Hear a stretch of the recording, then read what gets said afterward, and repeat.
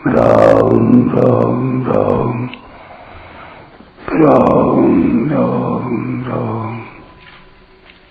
राम राम राम नारायण नारायण। विशेष बात, प्रकृति और पुरुष दोनों अनादि हैं और ये दो हैं, इस प्रकार इनकी पृथकता का विवेक भी अनादि है।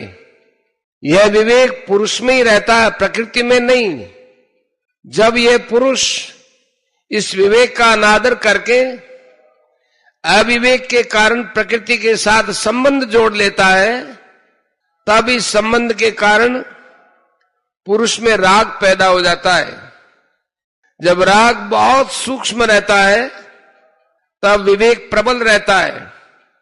जब राग बढ़ जाता है तब विवेक दब जाता है, मिटता नहीं है। पर विवेक ठीक तरह से जागृत हो जाए तो फिर राग टिकता नहीं है, राग का अभाव ही हो जाता है और उस समय पुरुष मुक्त कहलाता है। उस राग के कारण मनुष्य की प्रकृति जन्य सुख में आसक्ति हो जाती है। उस आसक्ति के रहते हुए जब मनुष्य किसी कारणवश सात्विक सुख को प्राप्त करना चाहता है, तब राजस और तामस सुख का त्याग करने में उसे कठिनता मालूम देती है। यह तदग्रे विषमिव। परंतु जब राग मिट जाता है तब वह सुख अमृत की तरह हो जाता है, परिणाम में अमृतोपमम। राग के कारण ही रजोगुणी सुख आरंभ में अमृत की तरह दिखता है, पर वह सुख परिणाम में प्राणी के लिए जहर की तरह अनिष्ट कारक है। यह सुख महान दुख रूप हो जाता है। प्रकृति जन्य सुख की आसक्ति होने पर दुख की परंपरा का कोई अंत नहीं आता। जब वही राग तमोगुण का रूप धारण कर लेता है तब मनुष्य की वृत्तियां भारी हो जाती हैं। फिर मनुष्य नींद और आलस्य में समय बर्बाद कर देता है तथा आवश्यक कर्तव्य से विमुख होकर अकर्तव्य में लग जाता है। परंतु तामस पुरुष को इन्हीं में सुख मालूम देता है, इसलिए वह तामस सुख आदि और अंत में मोहित करने वाला है। दूसरी बात, जो प्रतिक्षण अभाव में जा रहा है वह वास्तव में नहीं है, पर जो नहीं को प्रकाशित करने वाला तथा उसका आधार है वो वास्तव में तत्व है। उसी तत्व को सच्चिदानंद कहते हैं। निरंतर सत्ता रूप से रहने के कारण वह सत कहते हैं, ज्ञान स्वरूप होने के कारण से चित कहते हैं और आनंद स्वरूप होने के कारण आनंद कहते हैं। उस सच्चिदानंद परमात्मा का ही अंश होने से यह प्राणी भी सच्चिदानंद स्वरूप है। परंतु जब प्राणी असत वस्तु की इच्छा करता है कि अमुक वस्तु मुझे मिले, तब उस इच्छा से वह स्वतः स्वाभाविक आनंद सुख ढक जाता है। जब असत वस्तु की इच्छा मिट जाती है तब उस इच्छा के मिटते ही वह स्वतः स्वाभाविक सुख प्रकट हो जाता है। नित्य निरंतर रहने वाला जो सुख स्वरूप तत्व है, उसमें जब सात्विकी बुद्धि तल्लीन हो जाती है तब बुद्धि में स्वच्छता निर्मलता आ जाती है। उस स्वच्छ और निर्मल बुद्धि से अनुभव में आने वाला वह स्वाभाविक सुख ही सात्विक कहलाता है। बुद्धि से भी जब संबंध छूट जाता है तब वास्तविक सुख रह जाता है। सात्विकी बुद्धि के संबंध से ही उस सुख की सात्विक संज्ञा हो जाती है। बुद्धि से संबंध छूटते ही उसकी सात्विक संज्ञा नहीं रहती। मन में जब किसी वस्तु को प्राप्त करने की इच्छा होती है तब वह वस्तु मन में बस जाती है। मन और बुद्धि का संबंध हो जाता है। जब वह मनोवांछित वस्तु मिल जाती है तब वह वस्तु मन से निकल जाती है, अर्थात वस्तु का मन में जो खिंचाव था वो निकल जाता है। उसके निकलते ही, वस्तु से संबंध विच्छेद होते ही वस्तु के अभाव का जो दुख था वो निवृत्त हो जाता है और नित्य रहने वाले स्वतः सिद्ध सुख का तात्कालिक अनुभव हो जाता है। वास्तव में वो सुख वस्तु के मिलने से नहीं हुआ है, प्रत्युत राग के तात्कालिक मिटने से हुआ है। पर राजस पुरुष भूल से उस सुख को वस्तु के मिलने से होने वाला मान लेता है। वास्तव में वस्तु का संयोग तो बाहर से होता है और प्रसन्नता भीतर से होती है।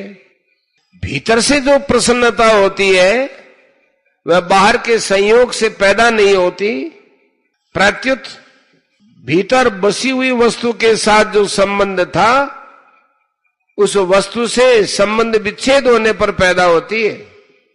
जब वो वस्तु बाहर से मिल जाती है तो भीतर से उस वस्तु से संबंध विच्छेद हो जाता है, और संबंध विच्छेद होते ही नित्य रहने वाले स्वाभाविक सुख का आभास हो जाता है। जब नींद में बुद्धि तमोगुण में लीन हो जाती है तब बुद्धि की स्थिरता को लेकर वह सुख प्रकट हो जाता है।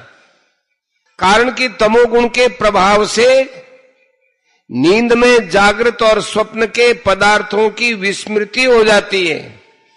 पदार्थों की स्मृति दुखों का कारण है। पदार्थों की विस्मृति होने से निद्रा में पदार्थों का वियोग हो जाता है, तो उस वियोग के कारण स्वाभाविक ही सुख का आभास होता है। इसी को निद्रा का सुख कहते हैं। परंतु बुद्धि की मलिनता से वह स्वाभाविक सुख जैसा है वैसा अनुभव में नहीं आता, क्योंकि बुद्धि के तमोगुणी होने से बुद्धि में स्वच्छता नहीं रहती, और स्वच्छता न रहने से वो सुख स्पष्ट अनुभव में नहीं आता। इसलिए निद्रा के सुख को तामस कहा गया है। इन सब का तात्पर्य यह है कि सात्विक मनुष्य को संसार से विमुख होकर तत्व में बुद्धि के तल्लीन होने से सुख होता है।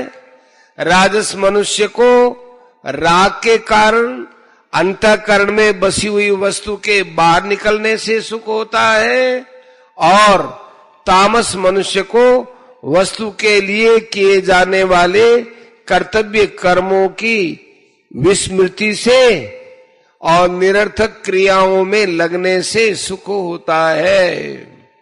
इससे यह सिद्ध हुआ कि जो नित्य निरंतर रहने वाला सुख रूप तत्व है वह असत के संबंध से आच्छादित रहता है। विवेक पूर्वक असत से संबंध विच्छेद हो जाने पर, राग वाली वस्तुओं के मन से निकल जाने पर और बुद्धि के तमोगुण में लीन हो जाने पर जो सुख होता है वह उसी सुख का आभास है। तात्पर्य यह हुआ कि संसार से विवेक पूर्वक विमुख हो जाने पर सात्विक सुख, भीतर से वस्तुओं के निकलने पर राजस सुख, और मूढ़ता से निद्रा आलस्य में संसार को भूल जाने पर तामस सुख होता है।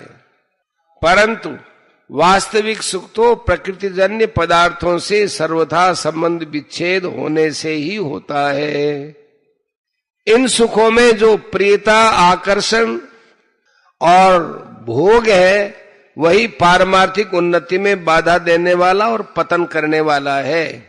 इसलिए पारमार्थिक उन्नति चाहने वाले साधकों को इन तीनों सुखों से संबंध विच्छेद करना अत्यंत आवश्यक है। परिशिष्ट भाव। तामस मनुष्य में मोह रहता है। तमस्त्वज्ञानजम विद्धि मोहनम सर्वदेही नाम 14 का 8। मोह विवेक में बाधक होता है। तामसी वृत्ति विवेक जागृत नहीं होने देती। इसलिए तामस मनुष्य का विवेक मोह के कारण लुप्त हो जाता है, जिससे वह आरंभ या अंत को देखता ही नहीं है।